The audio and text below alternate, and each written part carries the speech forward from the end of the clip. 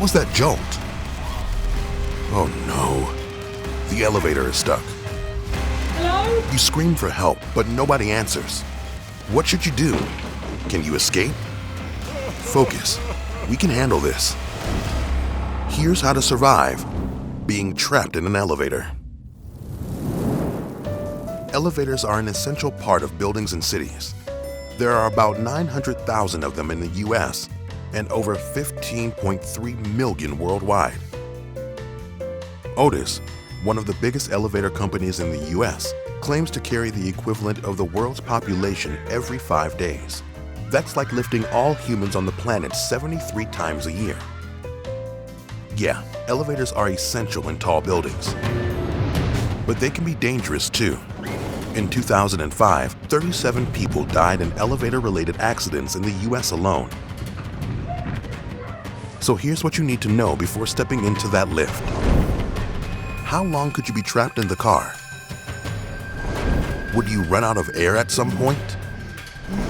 And how could you escape through the hatch?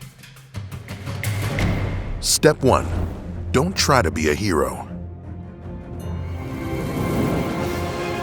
Yeah, Hollywood loves that little hatch in the elevator ceiling.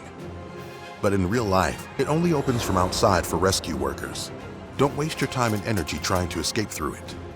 The safest place to wait for help is inside the car.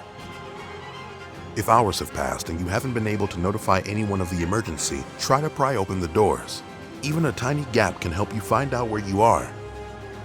And if you can see a source of light, you may be near a floor. Try screaming for help until someone responds to you. Step 2. Focus on the time. Being trapped in a small metal box suspended hundreds of meters above the ground could trigger your anxiety and even cause you to have a panic attack. But chill out. The British National Health Service suggests that you breathe slowly and focus on something visible and non-threatening, like time passing on a clock or remembering familiar things, like items in a supermarket. A common fear is running out of air, but elevators are not sealed, so you won't suffocate. And since there are so many elevators, incidents are not rare. In 2010, a survey conducted by IBM found that in 12 months, office workers in 16 major US cities spent a total of 33 years stuck inside elevators. Step 3. Push the button. The emergency buttons in newer elevators connect to monitored hotlines, so operators can send technicians or send emergency services when an elevator malfunctions. Hello? If someone answers, make sure you know how to ask for help in the local language. Yeah, I'm stuck in the elevator. Unfortunately, Ming Quan Chen didn't know how to do that. In 2005, the Chinese restaurant worker got trapped in an elevator while delivering an order in a New York City apartment building. Ming was trapped in the elevator and he called for help on the intercom, but he didn't speak English, so the operators couldn't understand him and decided not to do anything.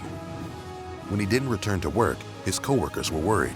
The police visited almost 900 apartments as they tried to find him.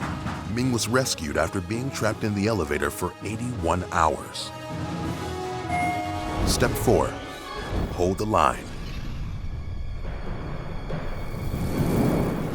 If there's no fire or earthquake, it's unlikely that the elevator car would fall. There's only one reported case of an elevator car falling when there wasn't a fire or a collapsing building.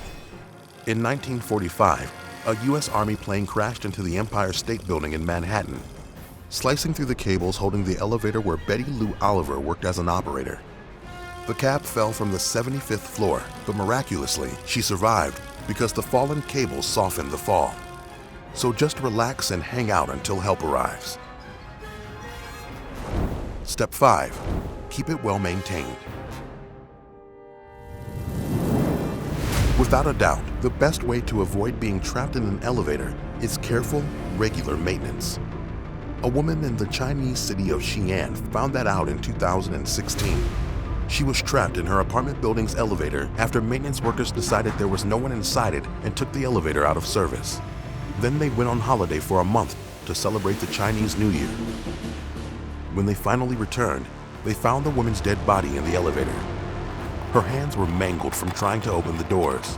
One of the workers was arrested for negligent homicide. So never skip maintenance. Phew! Finally, the emergency workers are here to help.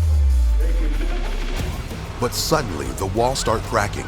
The ceiling is falling into pieces. The building is collapsing. Hey, don't worry. We can help. Here on How to Survive.